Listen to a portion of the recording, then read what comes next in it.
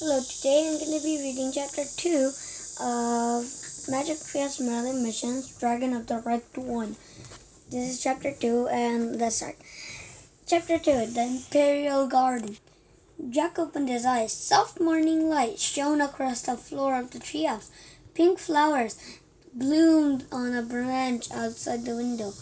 Jack and Annie were wearing brown baggy pants and brown silk robes with blue sashes. On their feet was stiff white socks and straw sandals. Jack's backpack had turned into a burlap bag. "Are we wearing bathrobes?" asked Jack. I think they're called kimonos," said Annie. "Oh, right," said Jack. "Where did we land exactly?" Jack and Annie looked out the window. Below the treehouse was a beautiful garden filled with cherry trees and long-leafed willows.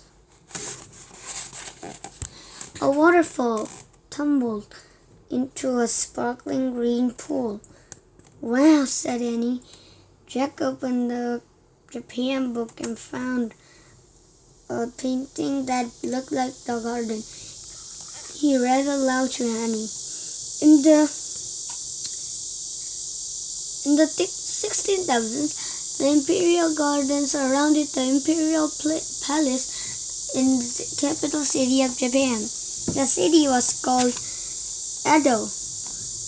In the mid-18,000s, its name was changed to Tokyo. "Tokyo," said Annie. "I've always wanted to go to Tokyo." "Tokyo?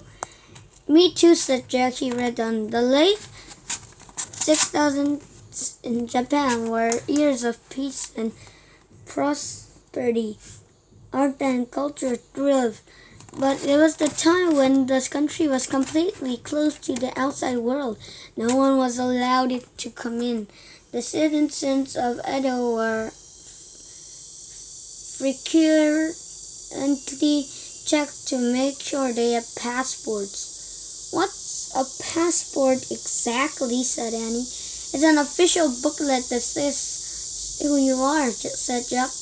"It also lists the different countries you travel to," he read more. "Anyone who didn't have a passport was considered a spy and punished severely." "Uh-oh," said Annie. "We don't have passports." "Yeah, that's a problem. Hey, what if we use the wand of the Anthus to make passports?" said Annie. "Good idea," said Jack. He peeked inside his bag. Good, the wand of the Anthus was there. Wait, said Annie. "We can't. Remember the rules? We can only use the magic wand for the good of others." "Oh, right," said Jack. "And we have to try our hardest before using the wand," said Annie. "We haven't tried anything yet," said Jack. "I guess we should start looking for a secret happiness and hope no one catches us," said Annie. "Shh," said Jack. "Listen." A bell was ringing in the distance. The ringing grew louder. Then came the sound of horses.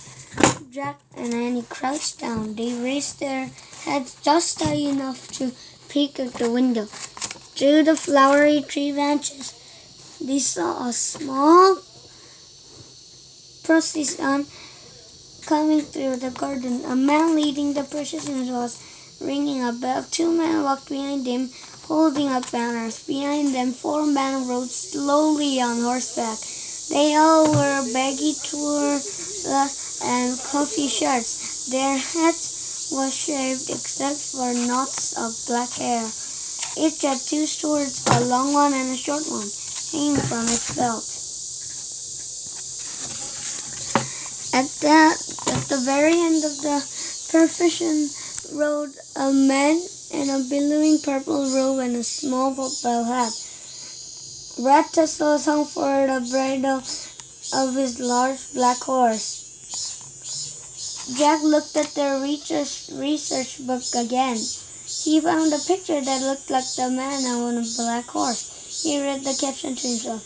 In the 1600s, the military ruler known as the Shogun lived in the center of the imperial garden in a palace that had hundreds of rooms. That last guy is a shogun, Jack whispered to Annie. He lives in a big palace in a garden. He kept reading. Often the shogun's warriors traveled with him. They were called samurai. Oh man, whispered Jack. Those other guys are samurai. He said he and Annie had barely escaped an armed samurai on their earlier trip to Japan. Samurai were excellent horsemen, well trained in the arts of fighting. The code of the samurai was strict. Samurai did not show their feelings. They had great powers of concentration. They're gone, said Annie. Jack looked out the window. The shogun and his samurai warriors had disappeared down a tree-shaded dirt road. We should get out the imperial garden fast, said Jack. If we stay here, we're just asking to be caught. How do we get out? Said Annie. Jack looked at the Japan book. He found a map of Edo. Look, he said, pointing at the map. We have to get over this bridge that leads away from the imperial garden into the city. The bridge is in the east side of the garden. The morning sun is over there, said Annie, squinting into the sunlight. So that must be east. Let's climb down and head that way. Good plan. Then we'll be walking on in the opposite direction of those samurais, said Jack. Right, said Annie. She started down the rope ladder. Be careful, said Jack.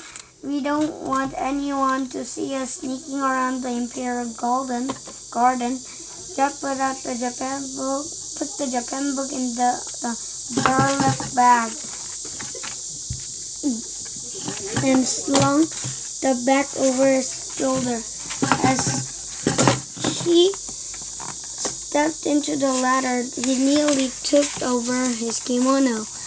Oh, brother, he said. He held up the cliff and carefully climbed down. Jack joined Annie on a wide path. A gust of dry wind carried petals from cherry trees through the air. The long branches of the willows swayed over the grass. Jack and Annie began heading east, keeping their eyes and ears open for more people. They walked past flower beds and big rocks. They walked around the pond of swans. They started down a narrow lane between blossoming cherry trees. Just as they came under the trees, Jack and Annie saw four men strolling up toward them.